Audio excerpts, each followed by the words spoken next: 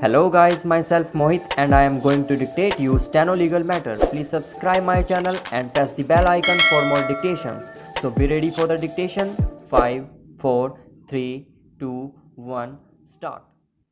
Similarly, as regards the first category of articles meant for the exclusive use of the bride, she would retain her pristine ownership therein, irrespective of her entry and presence in the matrimonial home or that of her parents in law. Stop. Para.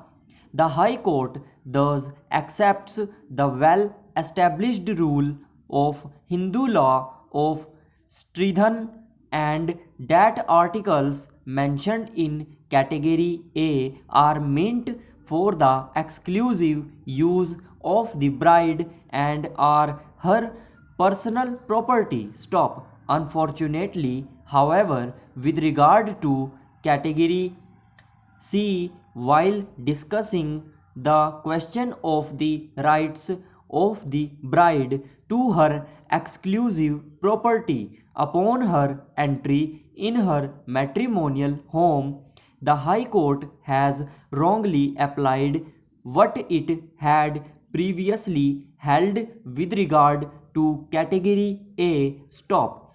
In one breath, the judges says that the bride is entitled to retain her ownership irrespective of her entry and presence in the matrimonial home, and in the other they come to the conclusion that the moment a married woman enters her matrimonial home, all her properties, including her exclusive property, become a joint property by a fiction of being placed in the custody of her husband or his relations. Stop.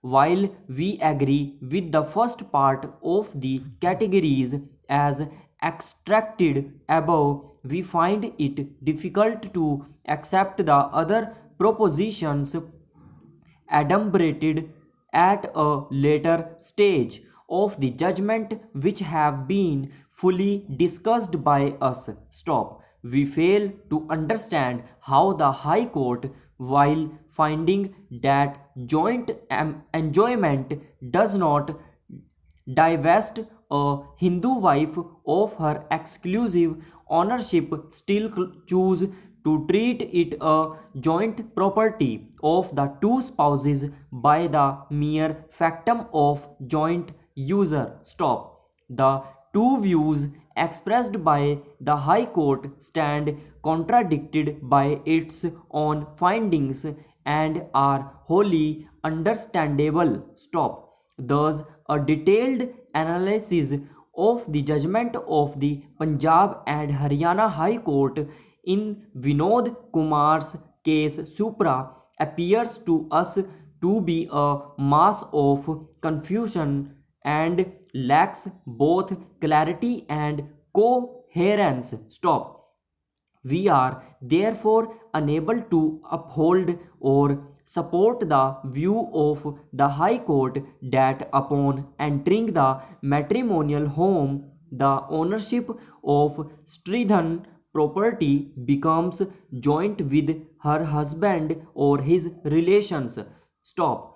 To this extent, therefore, we overruled this decision and hold that with regard to the Stridhan property of a married woman, even if it is placed in the custody of her husband or in-laws, they would be deemed to be trustees and bound to return the same if and when demanded by her. Stop. Para.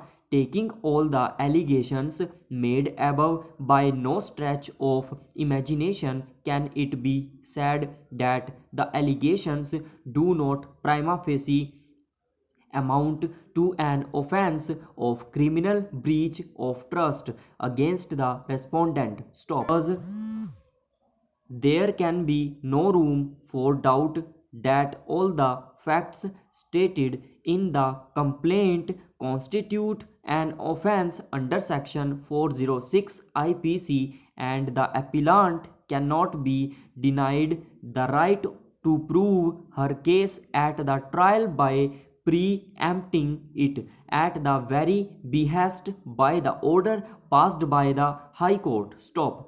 We therefore overrule the decisions of the Punjab and Haryana High Court in Vinod Kumar's case. Stop. By way of postscript, we might add that we are indeed amazed to find that so deeply drowned and inherently engrossed are some of the high courts in the concept of matrimonial home qua the stridhan property of a married woman that they simply refuse to believe that such properties are meant for the exclusive use of the wife and could also be legally entrusted to the husband or his relatives. Stop. Thus, if the husband or his relatives misappropriate the same and refuse to hand